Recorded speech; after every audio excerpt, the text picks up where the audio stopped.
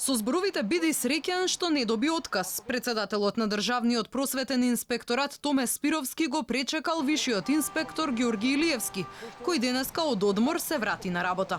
Илиевски го доби решението за пониска работна позиција која инспекторатот му ја додели како казна оти го обелоденил скандалот за незаконското напредување кај тројца функционери на ДУИ.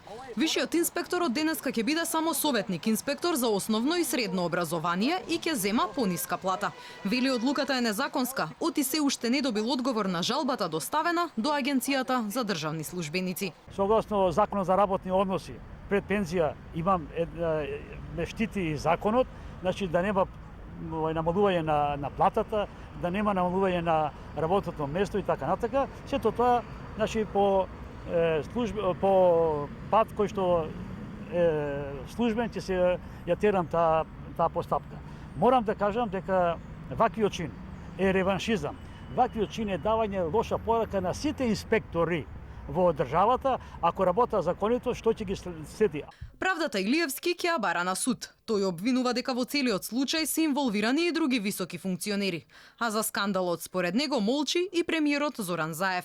И она што отворено го проговорувам и за други функционери, и за други професори кои што незаконито напредувале, како што е Никола Дујовски, деканот на Факултетот за безбедност, како што е Наташа Пеливанова, кој што е продекан на Факултетот за безбедност и е заменик началник на општина Карпош.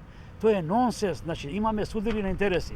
Ваквите нешта, за да се заташкаат, за да се замокни, за да се сокријат, значи едноставно ме прераспредуваат на пониско работно место. Инаку при вршење редовен инспекцијски надзор, инспекторот од Тетово Ѓорги Илиевски утврди дека тројцата функционери на ДУИ се стекнале со повисоко наставно научно звање, додека извршувале јавна функција, што е спротивно на законот.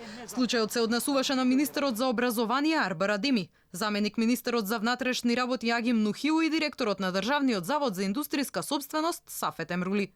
За ова Илиевски минатиот месец го алармираше лично премиерот Заев, а тој преку СМС порака му одговорил: оти споменатите функционери работеле во согласност со законот.